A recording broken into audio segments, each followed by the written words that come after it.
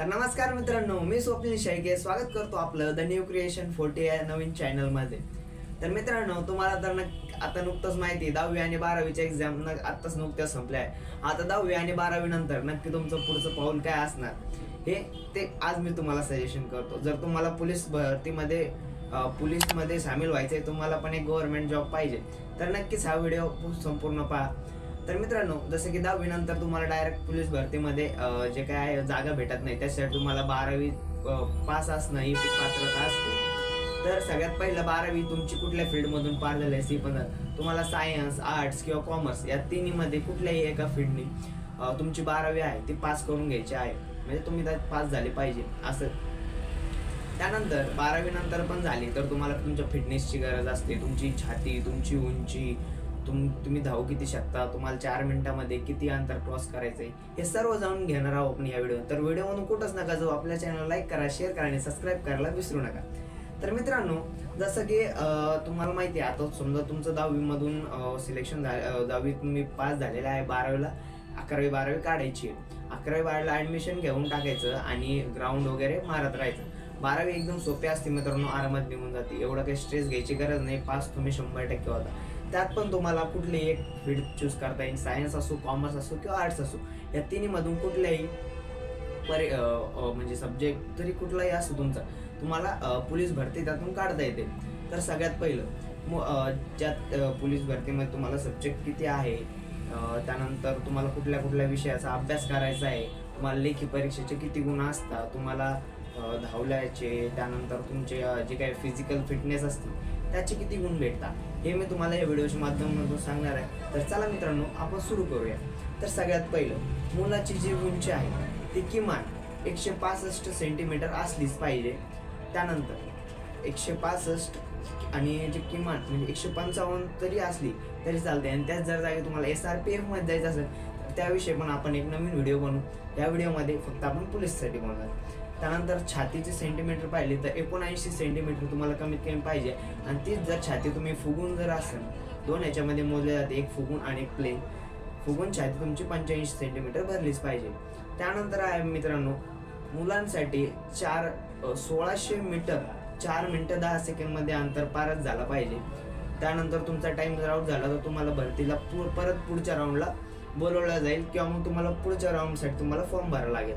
आता नक्की हा फॉर्म कुठे भरायचा, तर महाराष्ट्राची लिंक आहे लिंक मी तुम्हाला जे काय वरती लिहून देईन ते पण सांगूच आपण आपलं तुम्हाला। त्यानंतर हाच क्रायटेरिया जर तुम्ही मुलींसाठी बघितला तर मुली 800 मीटर फक्त धावायचं आहे त्यांना 3 मिनिटामध्ये। त्यानंतर मित्रांनो, पोलीस भरतीचं नक्की सिलेक्शन प्रोसेस काय असतं, लेखी परीक्षा असते, त्यात मराठी विषय असतो, सामान्य विज्ञान असतो, अंकगणित श्रेणी आणि बुद्धिमत्ता चाचणी, या 3 अशा असतात। त्यानंतर शारीरिक चाचणी, धावणे, लांब उडी, गोळाफेक इत्यादी अशा प्रोसेस असतात। मुलाखत आणि कागदपत्र पडताना पण असतं। त्यानंतर या परीक्षेसाठी अर्ज कसा करायचा म्हणजे फॉर्म कसा भरायचा, महाराष्ट्र पोलीस भरती अधिसूचित राज्य म्हणजेच आपल्या अधिकृत तुमच्या मोबाईलवरून तुम्हाला फॉर्म भरता येतो, पण शक्यतो कॅफेमध्ये जाऊन, नेट कॅफेमध्ये जाऊन फॉर्म भरा।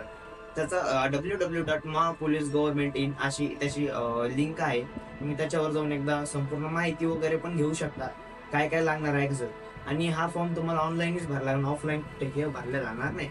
त्यानंतर 10वी नंतर कोणकोणते पर्याय आहे, तुम्ही काय काय शिक्षण घेऊ शकता, याच्यावर आपण नवीन एक व्हिडिओ बनवणार आहे।